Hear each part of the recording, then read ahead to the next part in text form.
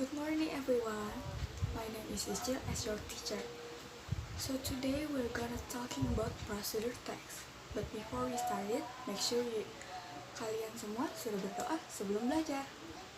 Dan karena ini pembelajaran via daring, jadi simak videonya ya. So, what is procedure text?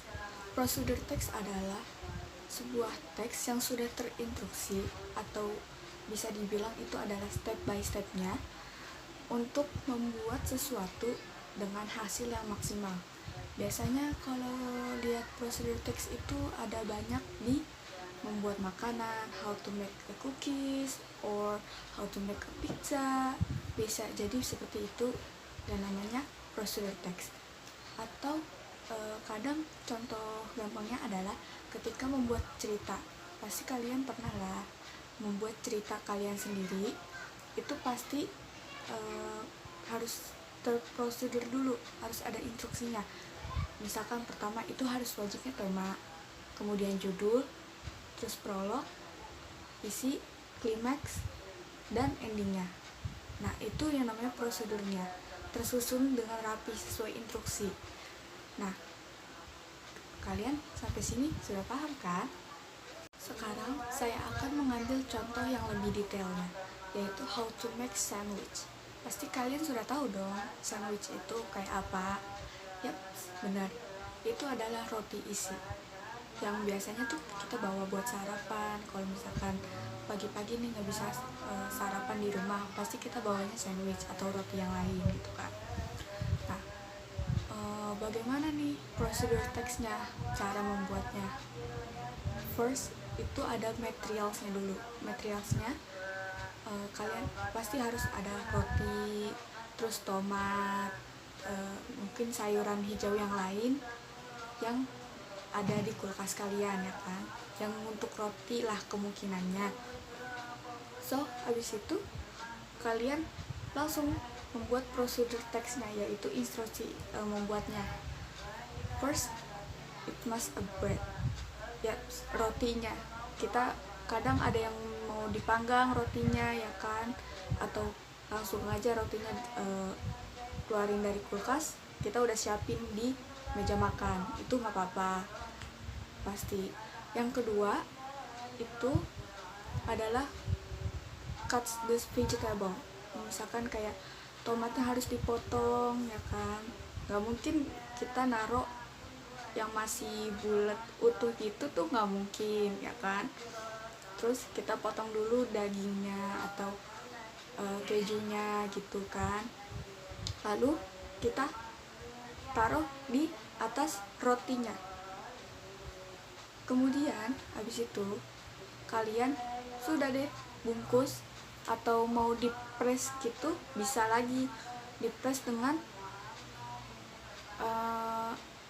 plastik yang khusus buat ngepres rotinya itu, biar rotinya kenceng. So dari sini kalian sudah mengerti kan apa itu prosedur teks ya. Oke, karena kita kekurangan contohnya, kita akan coba membuat contoh baru, yaitu how to make juice.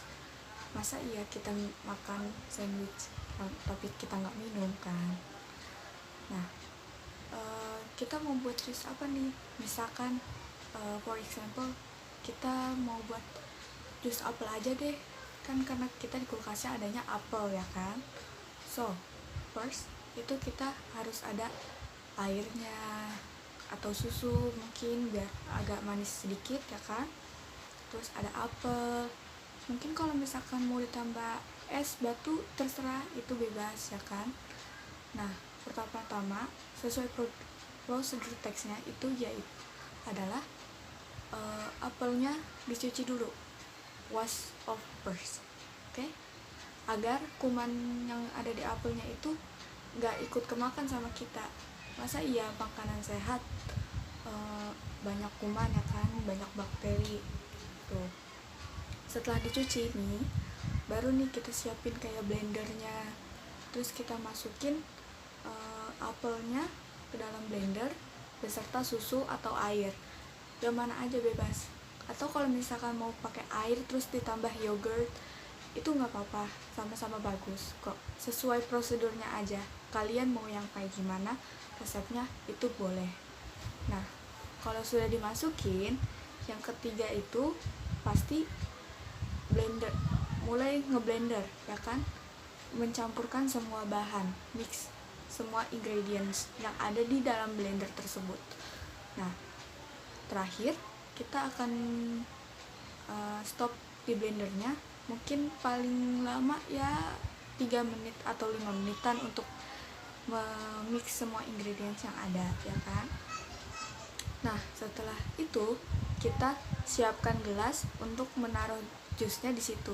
Atau kalau misalkan mau dibawa nih jusnya untuk ke sekolah barengan sama yang sandwich tadi, kita bisa taruh jusnya itu di kayak Tupperware atau botol minum yang kalian punya aja lah pokoknya ya kan. Sampai sini kalian paham kan apa itu prosedur teks?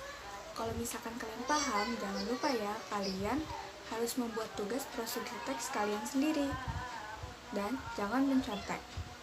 Oke. I hope you guys have a nice day and don't forget to lunch and or take a break for your brain too. Itu harus wajib karena agar kita tidak merasa stres atau depresi karena belajar selama daring. Oke. So today kita akhiri saja pertemuannya. So see you next time. Bye. Kalau misalkan videonya nggak seperti yang Miss harapkan, soalnya saya juga lagi